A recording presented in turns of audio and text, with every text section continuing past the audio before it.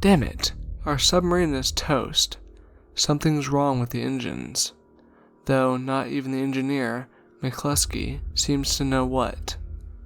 I can't make heads or tails of them, so I'll have to take his word for it. Anyway, as far as we can tell, they just broke beyond repair of their own volition. There's no way for us to get back to the surface. We're trapped inside this iron coffin, doomed to sink to the deepest depths of this endless sea. Our scientist, Hartwell, thinks we should make the best of this. Nobody's ever been to the bottom of this ocean. We might observe something interesting as we sink to our deaths. I think Hartwell is being unreasonably chipper about this whole thing, but you know scientists. It's normal for them to be abnormal. I guess I might as well keep my head up too. I never expected to survive the war, anyhow. A slow death by oxygen deprivation can't be that much worse than a bullet to the head. So that's that. As captain of this submarine, I can't let my crew think I'm weak. I'll have to keep a level head and be a shining example for my crew. That's what I'm going to do. I could never really appreciate how deep these oceans were until I was trapped in a sinking submarine. Dark too. There's no light visible everywhere I look. Though we'll have to seal off the porthole soon, the pressure just keeps getting higher and higher in this miserable sea. Officer Daniels claims he saw something outside of the submarine. It was the most beautiful woman he'd ever seen in his life. She had sharp teeth and pale skin, but she was a 10 in his words. Damn bastard even tried to open the door so he could be with her. We had to wrestle him away and put him in a straitjacket. He's kicking and screaming in the brig as I'm writing this. Poor jerk, the pressure must be getting to him already. Or maybe the lack of oxygen. I knew at least one of the men would go nuts, but I'd hoped they could go a little out longer. Daniels had never been the sanest man aboard this ship. I guess he'd gone too long without a woman. No news but bad news today. It just keeps getting darker and darker in this damned sea, and we're still stuck in a broken submarine. I'm beginning to wonder if Hartwell had something to do with this. Someone had to have sabotaged the engines, and who better than a scientist? Someone who knew how they worked. But then again, McCluskey watches those things like a hawk.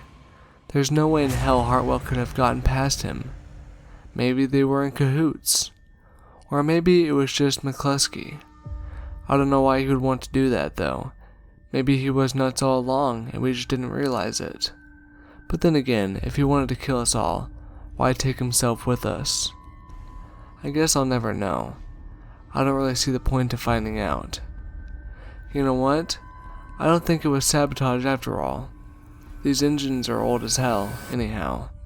They break all the time. There's nothing else to report here. Oh, and someone gouged out Daniel's eyes. We found him dead in the brig this morning. Poor bastard. I guess maybe the pressure finally got to him. But then again, his arms were stuck in the straitjacket. So maybe it was a murder. Maybe there's a killer aboard this ship with us.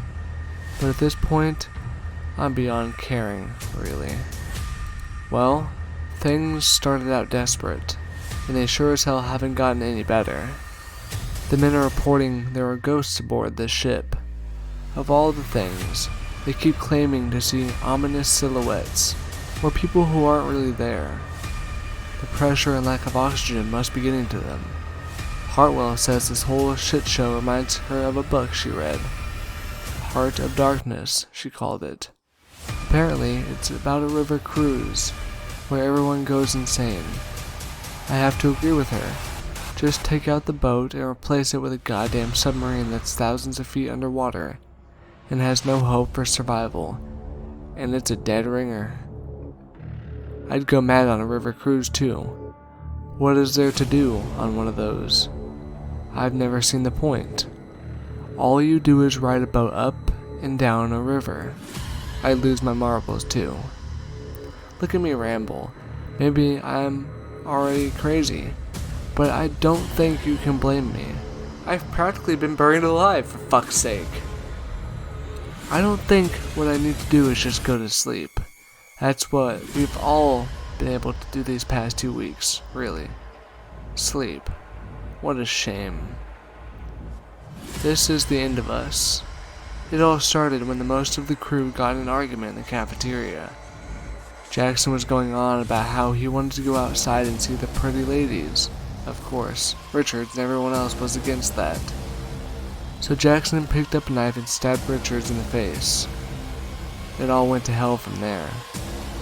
Soon everyone had a knife and was stabbing each other, and before I could blink, everyone was dead but me.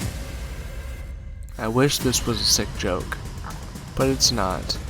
It actually happened. I don't believe it either. So that was the end of most of the crew, but I couldn't find McCluskey and Hartwell anywhere, so I went looking for them. And guess what? They were dead. Both of them. They'd gone out with a bang, as in, they fucked each other, then killed themselves. I found them naked in the engine room. Didn't even have the decency to leave a suicide note.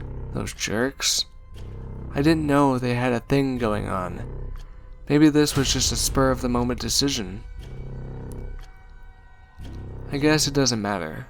Sub's almost out of oxygen anyhow, and it just keeps sinking deeper and deeper into this ocean. Like a turd. I'm sitting in the control room as I'm writing this. I wonder what happened to the engines. Maybe they got cursed somehow by the abyss itself. Could they have been fixed?